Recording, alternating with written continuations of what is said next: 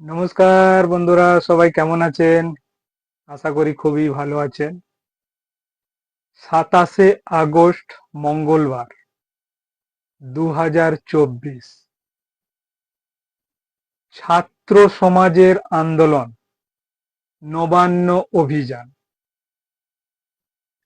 ওনারা ঠিক করেছেন যে 27 তারিখ মঙ্গলবার দিন নবান্নের উদ্দেশ্যে অভিযান করা হবে। এটি একটি সম্পূর্ণ অরাজনৈতিক অভিযান বলে ওনারা দাবি করছেন। মানে ওই দলের মধ্যে কোনো রকম রাজনীতির ছোঁয়া থাকবে না। তৃণমূল ছাড়া সমস্ত বিরোধী দলগুলোকে কিন্তু আমন্ত্রণ করা হয়েছে। বিজেপি ইতিমধ্যেই সাড়া দিয়েছে, কিন্তু অন্যান্য দলগুলো যাবে কিনা সেটা নিয়ে সন্দেহ আছে।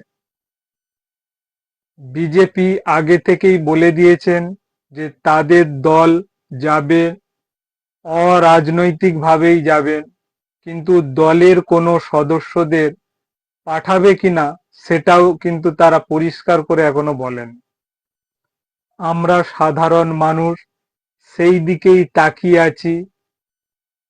এটি মেয়েদের রাত দখলের যে আন্দোলন হয়েছিল সেই আন্দোলনের মতোও কিন্তু এটা একটা বিরাট আন্দোলন হতে চলেছেন, ছাত্র সমাজের আন্দোলন নবান্ন অভিযান।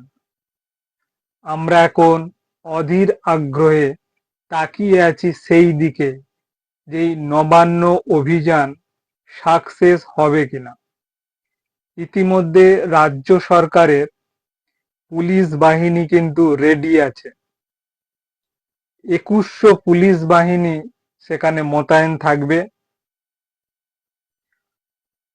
আরজি করের এই ঘটনা 9ই আগস্ট ভোর 4টের সময় যে ভয়ঙ্কর একটা ঘটনা ঘটে গিয়েছিল জুনিয়র ডাক্তারের সঙ্গে, ধর্ষণ এবং খুন করে তাকে মারা হয়, তার প্রতিবাদ শুধু বাংলা কেন, ভারতবর্ষ সহ এমনকি বিদেশেও এই আন্দোলন ছড়িয়ে পড়েছে। চারিদিকে অলি গলিতে আন্দোলন হচ্ছে, সেটা আপনারাও কিন্তু দেখতে পাচ্ছেন। আপনাদের পাড়ার গলিতে আন্দোলন কিন্তু হচ্ছে। সেই রকমই চারিদিকে কিন্তু আন্দোলনটা ছড়িয়ে পড়েছে। এমনকি স্কুলের কচি কাচার দলও তারাও কিন্তু বুঝে গিয়েছে এই আন্দোলন করতে হবে। তারাও কিন্তু গর্জে উঠেছেন, কারণ তাদের দিদিকে মেরে দিয়েছে, ধর্ষণ করেছে। সেই জন্য তারাও গর্জন সৃষ্টি করছে এবং স্কুলের শেষে তারা আন্দোলনে নামছে, যেটা সরকার থেকে কোনো মতেই সেটা স্বীকার করছে না। তারা আন্দোলনের মধ্যে আসুক, এটা কিন্তু তারা চাচ্ছে না রাজ্য সরকার থেকে। ইতিমধ্যেই রাজ্য সরকার থেকে এই ছাত্রদের আন্দোলন নিয়ে 3টে স্কুলকে ইতিমধ্যেই শোকজ করে দিয়েছেন, কারণ রাজ্য সরকার চাচ্ছে না এই ছোট ছোট বাচ্চারা আন্দোলনের মধ্যে আসুক। যাই হোক, তা সত্ত্বেও কিন্তু এই আন্দোলন চারিদিকে দাবানলের মতো ছড়িয়ে পড়েছে। যেখানেই আপনি যাচ্ছেন আপনি দেখতে পাচ্ছেন এই প্রতিবাদ মিছিল, উই ওয়ান্ট জাস্টিস, এই দাবিতে প্রত্যেকটি রাস্তাঘাটে অলি গলি চারিদিকে কিন্তু প্রতিবাদ চলছে। তাহলে কত বড় একটা অন্যায় কাজ হয়েছে আপনারা ভাবতে পারছেন। আন্দোলন দাবানলের মতো ছড়িয়ে পড়েছে। এত আন্দোলনের পরেও কিন্তু অপরাধীরাও কিন্তু দমছে না।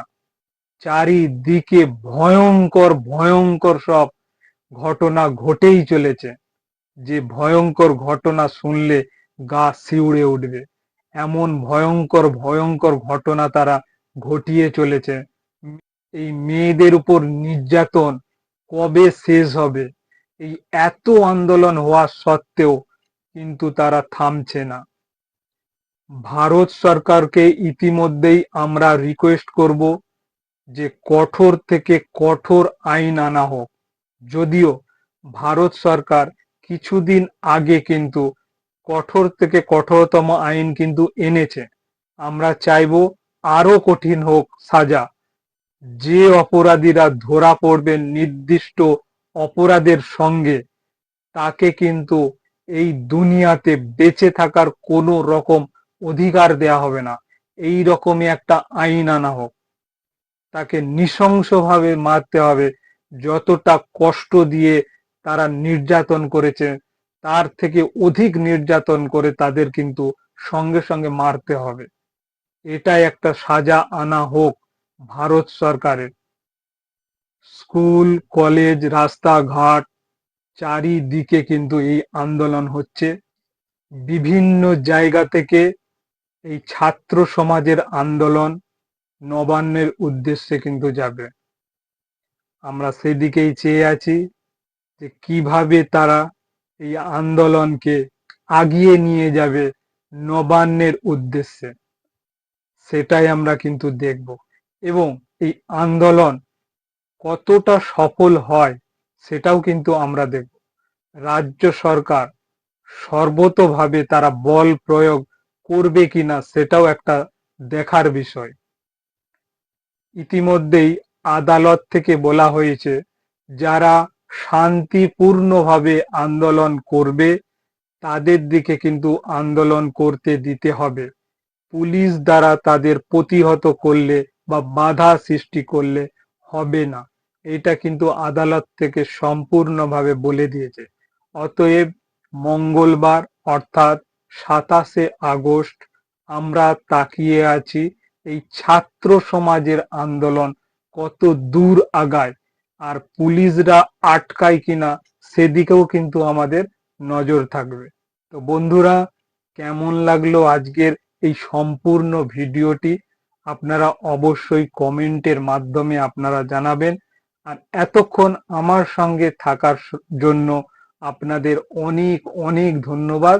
আপনারা খুব ভালো থাকবেন, সুস্থ থাকবেন, সাবধানে থাকবেন। নমস্কার।